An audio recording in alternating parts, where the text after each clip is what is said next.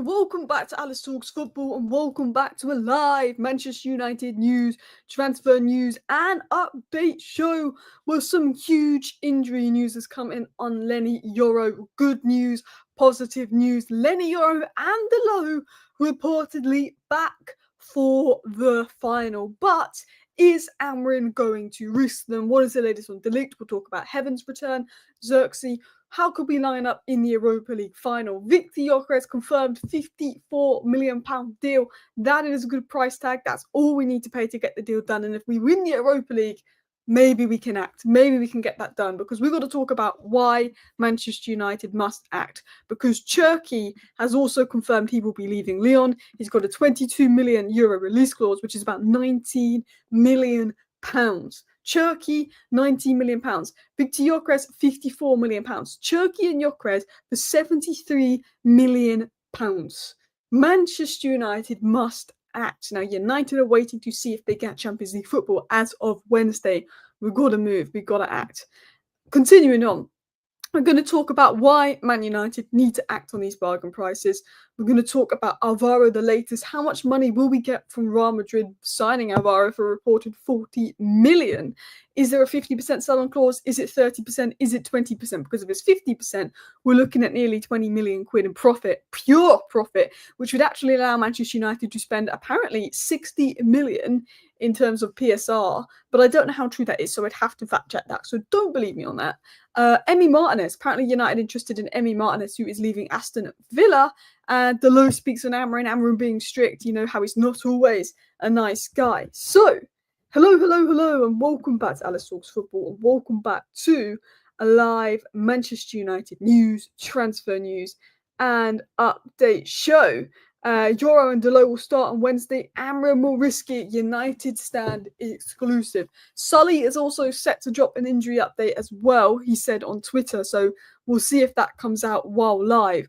But let's get into the injury news because it was dropped by the United stand. Some big news on Lenny Yoro and Delo.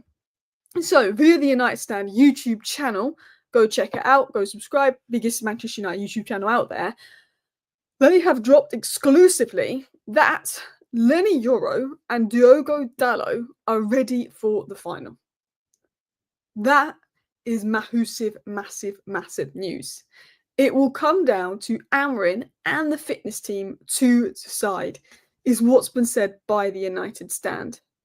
So that's huge news. I mean, praying Yoro will play Wednesday. Lindelof doesn't give me confidence. I agree. So that is big news and updates coming in. Someone said it wasn't United stand exclusive. I watched it. It was just Mark's opinion. Other people have said it was United stand exclusive. I mean, I will watch back the video. But it's been said that that was an exclusive that they dropped. That Delo and Yoro are ready, but it's about Amrin. It's about Amrin. So that's huge if they are ready. But that doesn't confirm that they will play. That doesn't confirm that they'll be able to play. But that could suggest that, you know, they could be involved in the squad. But maybe Amrin's got to say, are they fit enough to play in this final? Are they sharp enough? Is it a risk? Are we going to put them on meds? But if, you know, Delo and Yoro are ready as reported, that's absolutely huge news. It was also said by De Ligt, it was also said by the United stand that De Ligt is going to try and do everything he can to be back.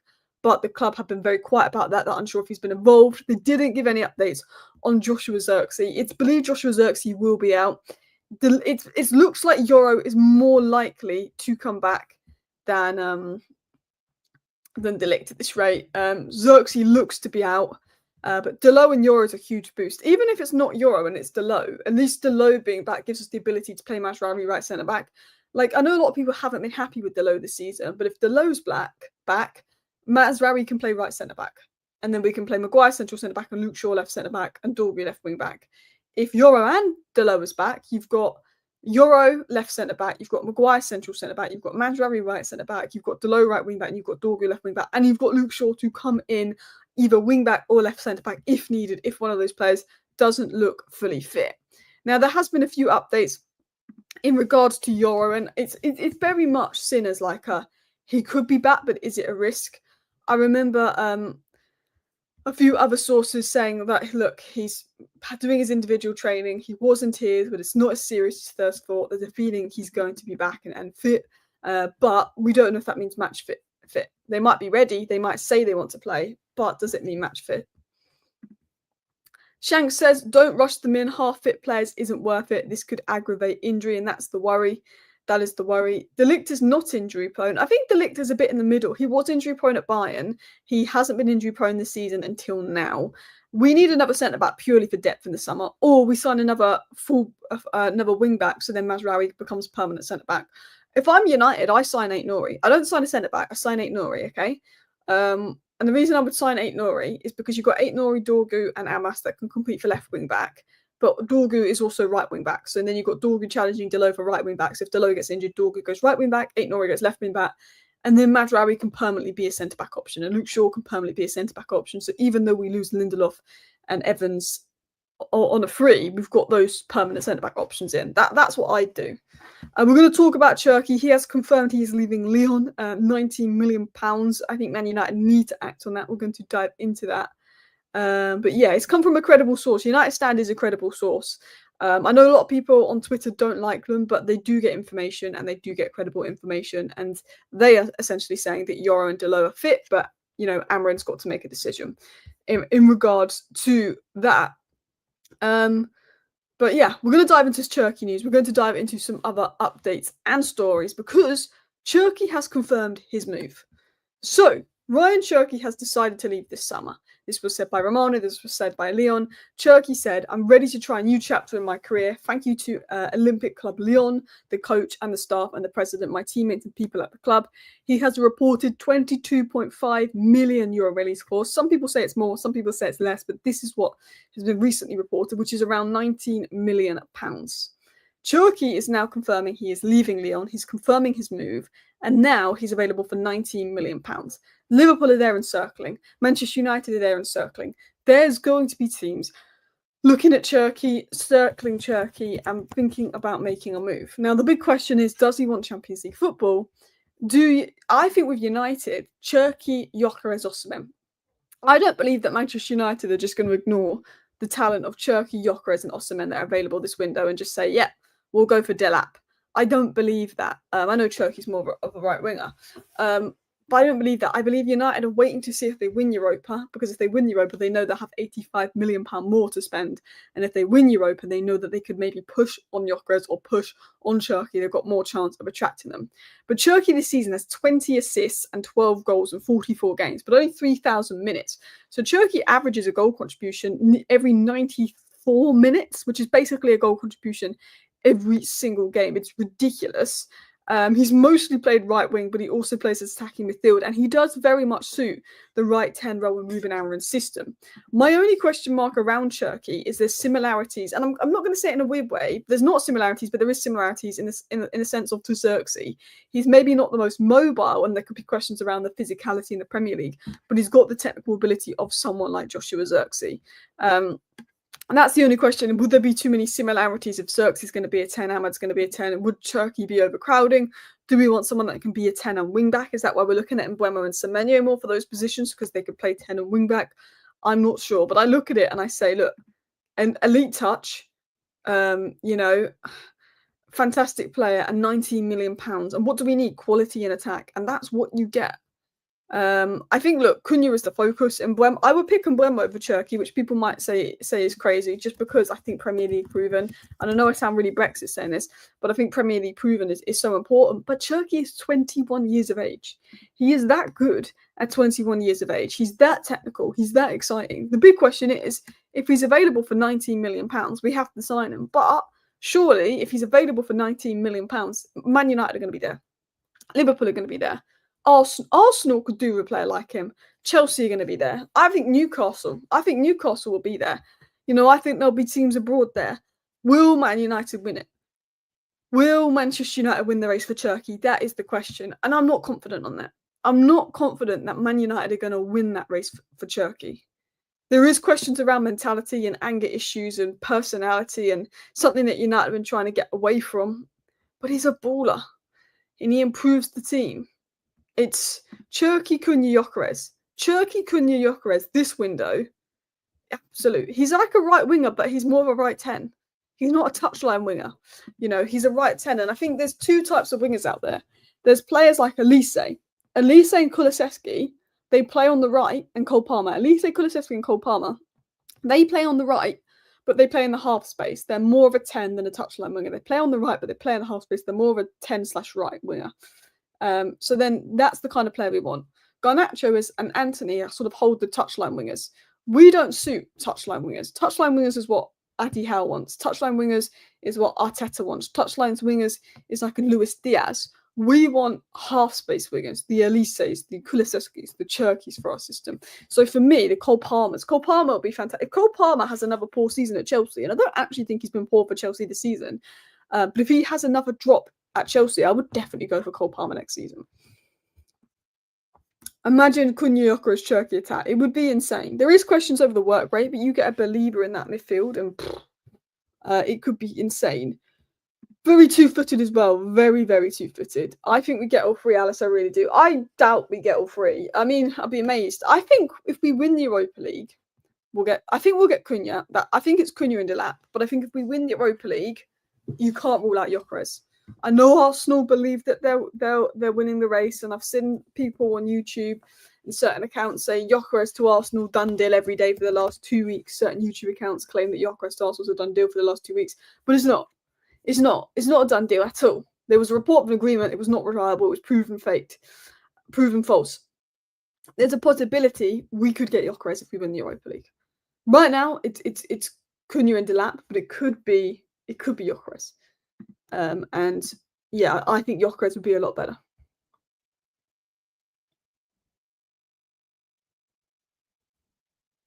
Alice, I watched the video back on the injury news. He said he got the news from a source that gave him the Delap to United news, so not an opinion. Yeah, I didn't think it was an opinion.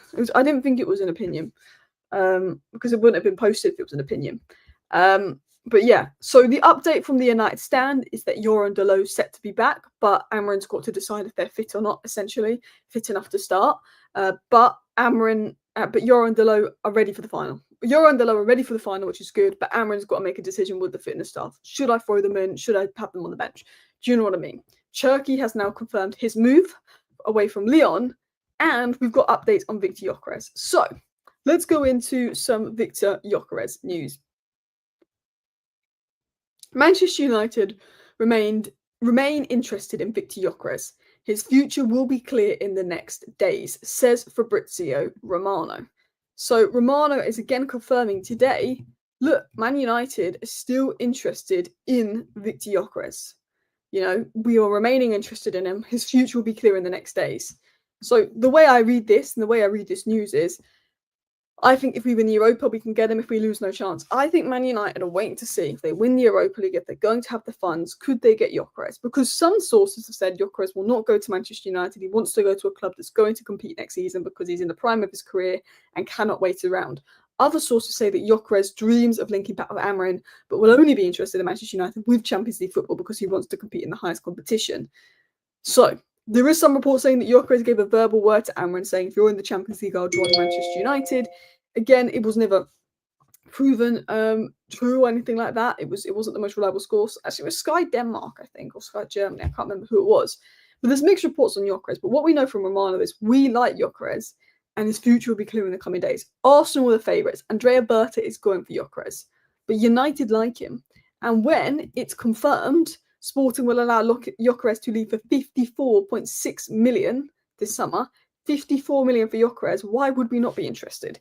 Delap is £30 million. Gyokeres is £24 million more than Delap.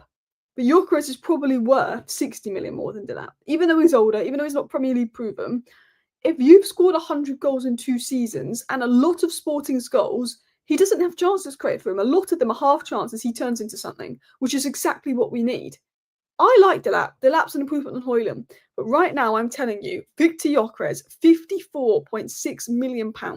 If you win the Europa League and it's confirmed that Sporting will even let him go for under £55 million, you have to go for it. You have to go for Victor Gyokeres. You absolutely have to. 54 million Victor Gyokeres deal. You have to go for it. I don't know what the title is, but I think they're putting the title Man United Must Act. Because Man United must act. Cherki for 19 million, Victor Gyokeres for £54 million.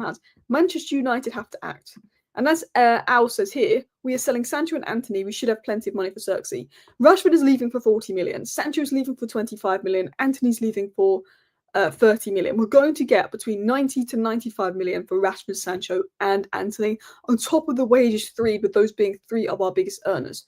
That's 90 million coming in from selling those attackers. Maybe 100 million if we can push higher prices, but we'll go lower and we'll say 90 million. 90 million pounds, by the way, for those three attackers, them off the wage bill. So that's basically 100 million saved. Plus the extra 85 million you get for getting in the Champions League. So that's 185 million raised by selling the three attackers and getting in the Champions League, minus the 25% wage increase. So we lose about 30 million of that. So we're looking at still 155 million pounds if we get Champions League football, sell Anthony, Rashford and Sancho. We're looking at about 155 million pounds. Cunha is 62 million pounds. Cherki is 19 million pounds. So Cunha plus Cherki is 82 million pounds. Plus Victor Gyokeres we're looking at 136 to 137 million pounds. So the money you get from Champions League football, if we win the Europa League, selling Rashford, Anthony and Sancho, would more than cover, on top of the wages being included, Gyokeres, Cherki and Cunha to come into Manchester United in the summer. I don't think we do that. I think that sounds too much like FIFA. I think that sounds too good to be true. But as an example, it goes far. It goes far. We have to act. We absolutely have to act. 90 million, 54 million. Two players that are elite, that are better than what we got, will level us up. If I'm Man United, I go and win Europa, look, Tottenham can still win it, and that's a big blow, then you know you have the budget and you trigger these clauses. Because if you've got Champions League football and you know that you're going to sell Rashford, Sancho, Anthony, and you feel confident you're going to sell them, which there's still question marks around that, you can afford that. You can do it. United are saying we're going to get Cunha regardless of sales. We can afford it regardless of sales. Cool. If you want to go and get Delap, cool. But if you get Champions League football and you believe that Gyokeres will come, you have to go for Gyokeres over Delap. You have to go for Gyokeres over Delap. Maup says, I don't trust our recruitment team. They get it wrong every time. There is concerns over recruitment. But I think Ineos are a lot better than the past. The past recruitment team spent 72 million on Højlund. The past recruitment team spent 50 million on Onana, 50 million on Mason Mount. The past recruitment team refused to sign Moises Caicedo for £4 million. You know, this current recruitment team got Lenny Yoro. This current recruitment team got De Ligt for a good price, Mashraoui for a bargain price. There's question marks over Agate, and we probably overspent on him. There's a few question marks over Xerxes, but he's shown elements of it. We've sold players. We've got players out. I don't fully trust Man United in recruitment, but this isn't the same people that spent 72 million on Højlund and 85 million on Anthony and 55 million on Mason Mount and 50 million on Onana.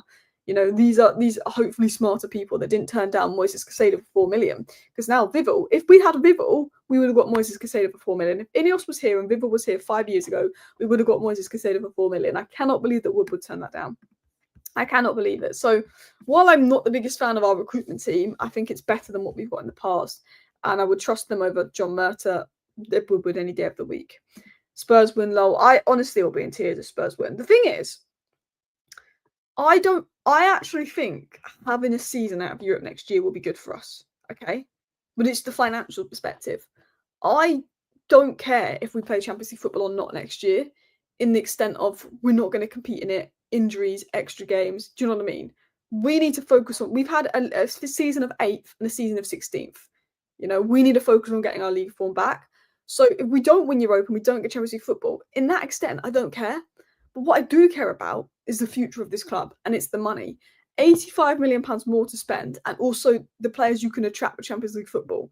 If we don't get Champions League football, you're getting Delap, you're getting Cunha in, you're getting a smaller midfielder, a smaller centre back in. And the signings I feel like we could get in if we don't get Champions League football could take us from 16th to 10th. And that will be another season without Champions League football and another season without Europe. So it'll be even harder to attract players. Whereas if we do get Champions League football, I think we can get players that would take us from 16th to 6th. And then that means we get Europa League football next season and we're back in that top 6 midst. Because while I want to be in the top 3, in the top 2, in the top 1, in the top 4, in the top 5, if you can just get 6th and get Europa League and you know you're back in that top 6, people will then believe you can challenge the top 4 and then the top 3. But I think if we don't win Europa League, the signings we get could take us to 10th. And then that's another window out of European football, which is another blow. So it's one of those where I don't mind not playing Champions League football because we could just focus on the league and we could get our league form up. But we need it financially so we can do something in the summer.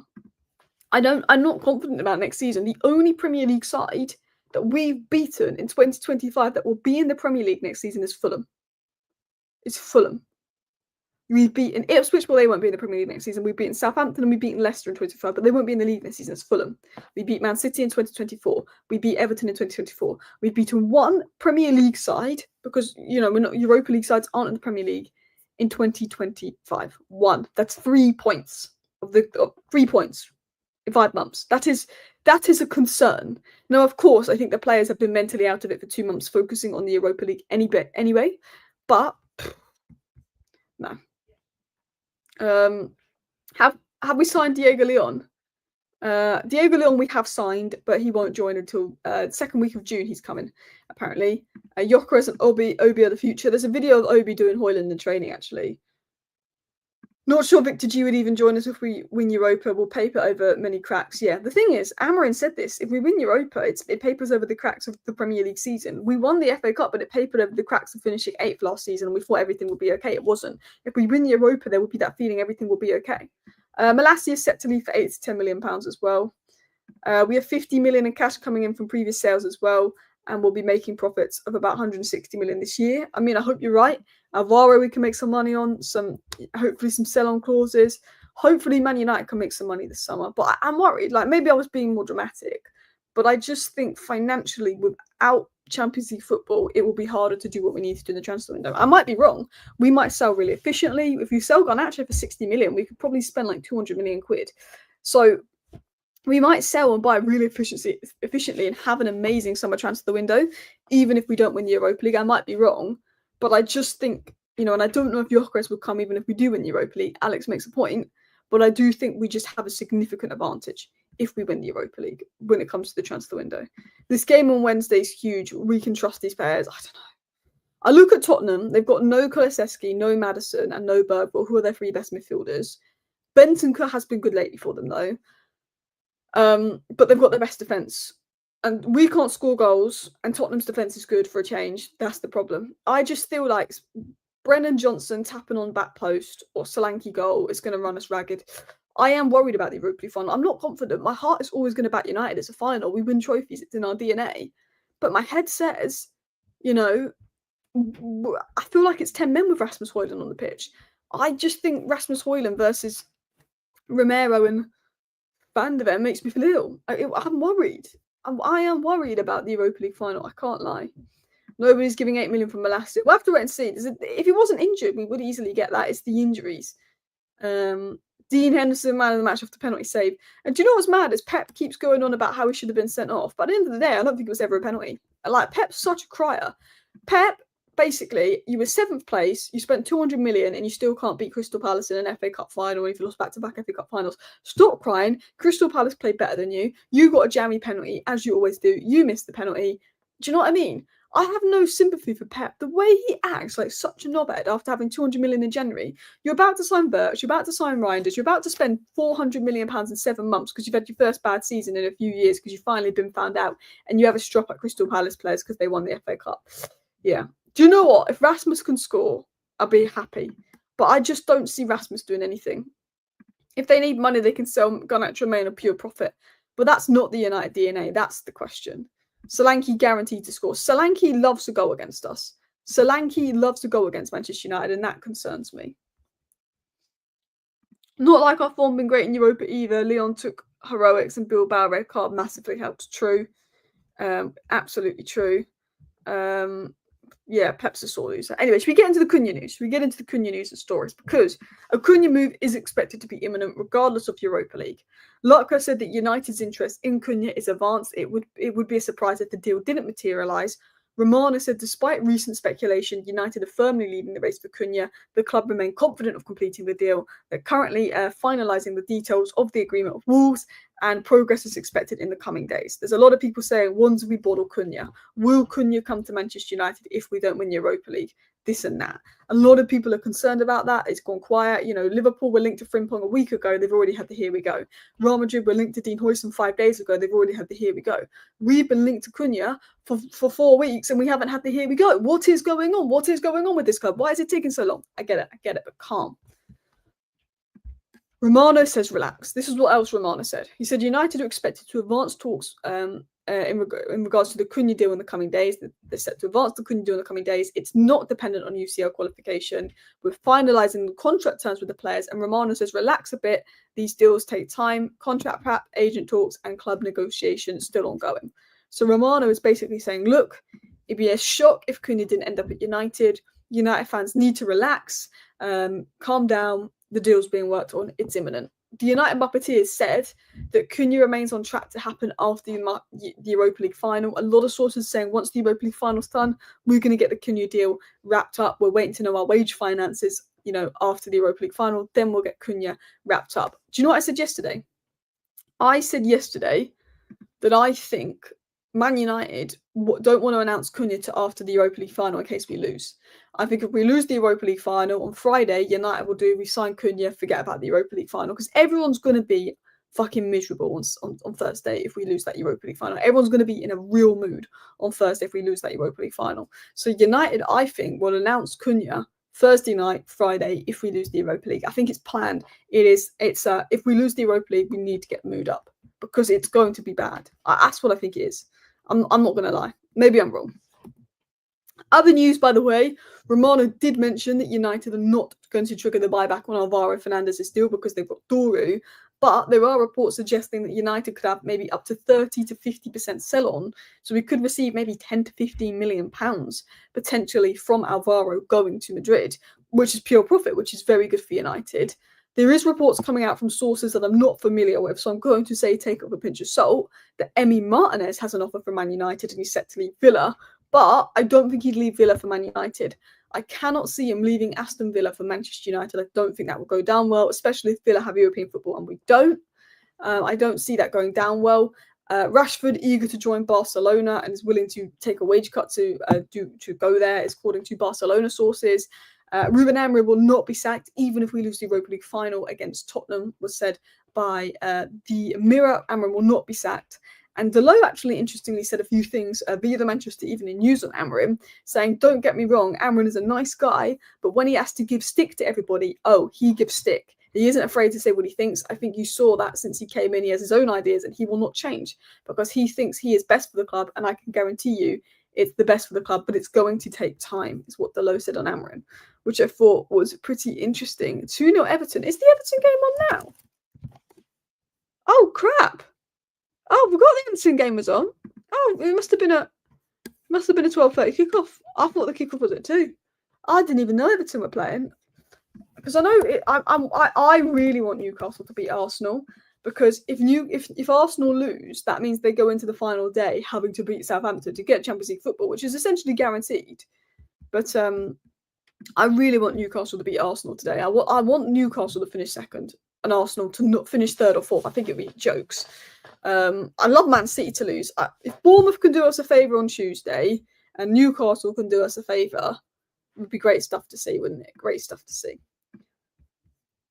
Anyway, listen, people, I'm probably going to wrap up today's live show here. Wanted to keep it to half an hour, short, sweet. So you got all the news there. I'm just going to make sure there is no other news, but it is 2-0 to so-and-so already. Oh, interesting news. Ferran Torres is leaving Barcelona. Apparently that's going to happen. So maybe United make a move for Ferran Torres. I mean, would you take Ferran Torres at Manchester United? Like, just a genuine question, if he leaves, if he's available. Like, it's because there's a few names that we've not really considered, but actually there's a few big clubs that might sell this player and that player. I mean, I don't know if he'd come to Manchester United having been a Manchester City sort of guy, but there's a few big clubs that might be willing to offload players. Real Madrid are willing to offload Rodrigo, who does suit our system well, but can't see it happening. But listen, people, go and raid Never a Foul. I'm going to send you over to Never a Foul now. Go and raid Kaz. Go and raid Never a Foul. Thank you for watching. Bye.